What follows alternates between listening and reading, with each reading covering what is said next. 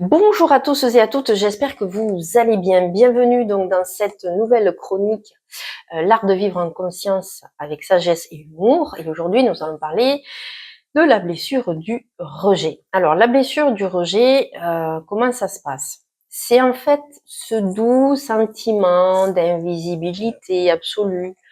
Vous avez déjà l'impression d'être un fantôme en pleine journée, sauf que vous n'avez pas besoin de porter de drap blanc sur vous, ni pouvoir l'incarner le 31 octobre pour Halloween, par exemple.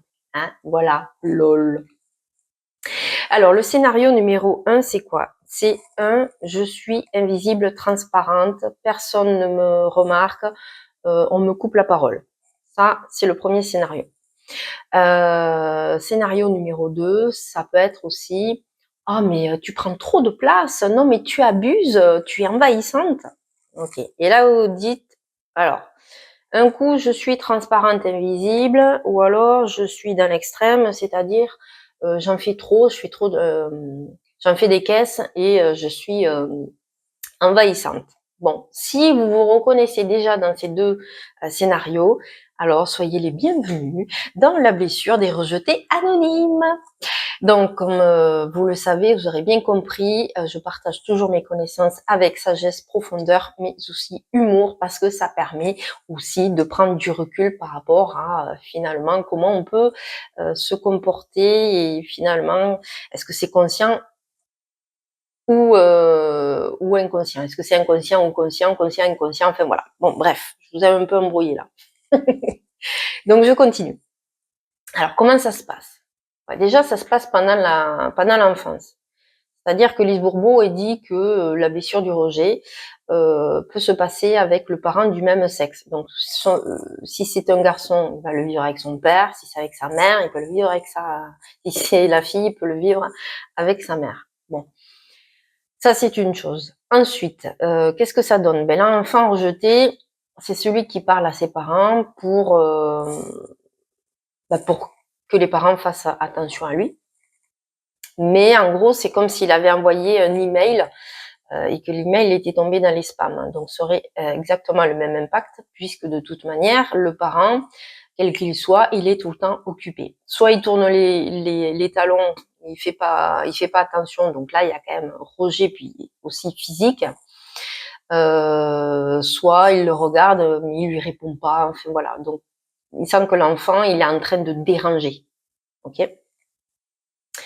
Donc, qu'est-ce que ça donne? Ça donne que l'enfant, effectivement, quand il a compris à l'intérieur de lui que quoi qu'il fasse, il dérange, du coup, il va se mettre en mode, on va dire, fantôme domestique. Donc, il porte pas de drap blanc, hein, mais il va rester discret, silencieux, furtif. Je ne dérange pas. Du coup, qu'est-ce qu'il met en place en grandissant? Il adopte le masque du fuyant. Ça veut dire, il développe un talent inné pour éviter en plus les conflits. Mais attention, vous aurez compris qu'en portant ce masque-là, la blessure ne disparaît pas. Bien au contraire, elle va s'amplifier à l'âge adulte. Donc, qu'est-ce qui se passe? L'adulte rejeté, ça donne quoi? Option 1, il reste invisible. Il passe sa vie à attendre que l'autre le valide. Je vais pas spoiler, mais je vais le faire quand même, ça n'arrive jamais.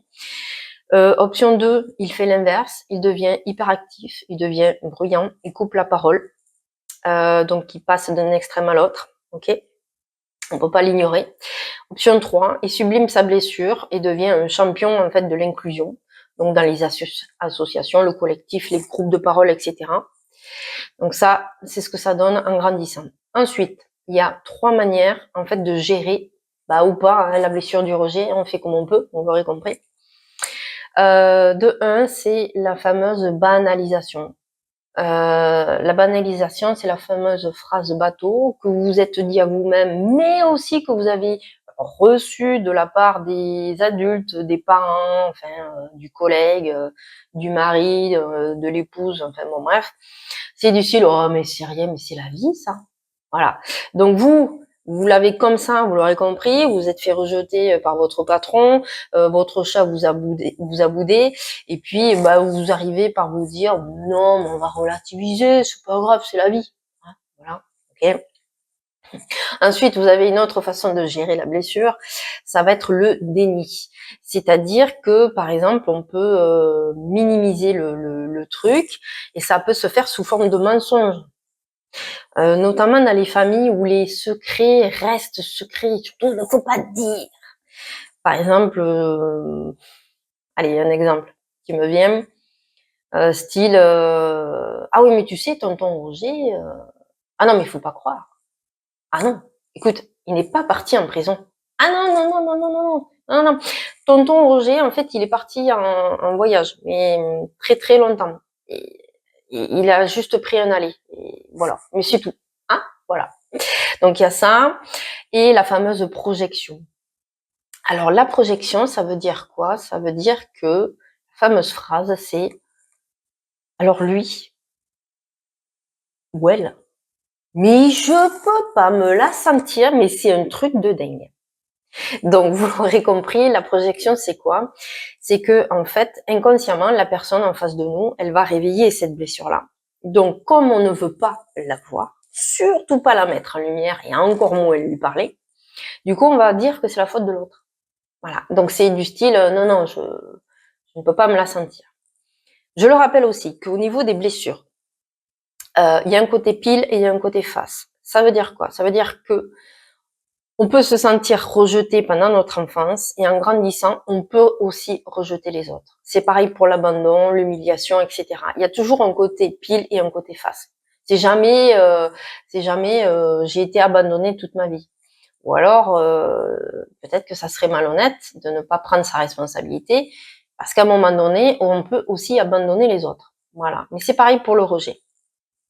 Alors, il y a des solutions, il y a des clés. Quelles sont ces clés qui permettent de mieux traverser la blessure du rejet ainsi que les autres? C'est que déjà, d'une part, c'est prendre conscience de la blessure. Donc, on sort, vous l'aurez compris, de la banalisation, du déni, de la projection. Donc, on prend conscience, c'est-à-dire de la reconnaître, et déjà, c'est très bien. Donc, ça permet de prendre du recul sur nos réactions et identifier les moments où on s'est senti rejeté, mais quand on a rejeté l'autre. Donc, vous l'aurez compris, il faut beaucoup de courage, mais c'est tout à fait possible.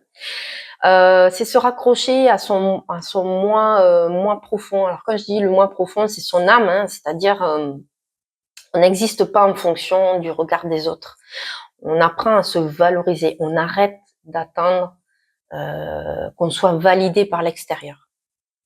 Ça peut être aussi sortir de la comparaison. On arrête de se comparer aux autres. On ne joue pas la même partition dans la vie. Certains sont rock'n'roll, d'autres techno, d'autres classiques. Et c'est OK. On ose ensuite d'être soi-même et d'être visible, de se rendre visible. Donc ça veut dire quoi? De sortir de sa tanière, de sortir de sa grotte. Et on ose. OK? Donc on arrête de vouloir d'attendre la validation. Et on n'en a rien à carrer du jugement des autres. De toute manière, je vous l'annonce, quoi que vous fassiez, ça n'ira jamais. Donc, apprenez à vous aimer, apprenez à vous valoriser, apprenez à monter en termes d'estime de soi, d'accord? Donc, de vous respecter, de vous affirmer aussi, ça fait partie des clés.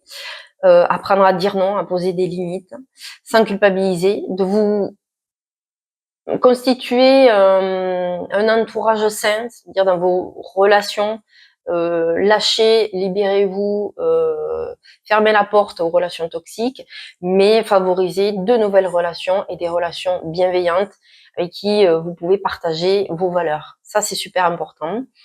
Pratiquez la méditation si vous ressentez le besoin, de revenir dans l'instant présent, de vous poser des questions, d'être là dans la conscience. Et si ça va vraiment pas, ben vous pouvez consulter des thérapeutes. Voilà, il y a des méthodes tout à fait, des outils complètement différents afin de pouvoir mieux traverser vos blessures. Je le rappelle, comment on sait quand on a guéri de la blessure du rejet? C'est quand petit à petit, vous allez revivre des situations avec des personnes différentes et que vous allez sentir que vos réactions ne seront plus les mêmes, ou vous vous sentirez même plus calme, ou même vous allez voir la situation arriver, ce qu'on appelle le ressenti, hein, l'intuition, et du coup, vous n'allez pas retomber dans le même piège. Voilà, voilà. Bon, J'espère que ça vous aura plu. N'hésitez pas à me laisser des commentaires. Je serai ravie d'échanger avec vous. Et je vous souhaite une agréable fin de journée. Et je vous dis à très vite pour la prochaine blessure. Ciao, ciao.